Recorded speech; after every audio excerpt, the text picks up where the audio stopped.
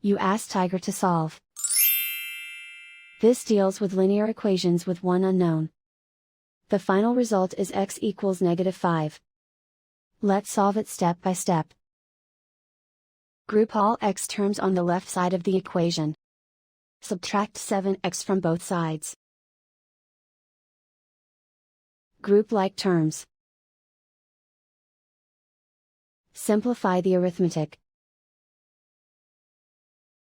Group like terms.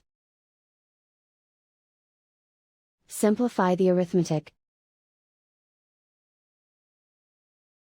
Group all constants on the right side of the equation. Subtract 8 from both sides. Simplify the arithmetic.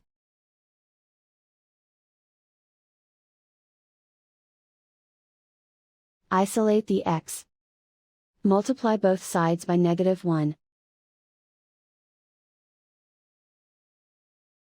Remove the ones.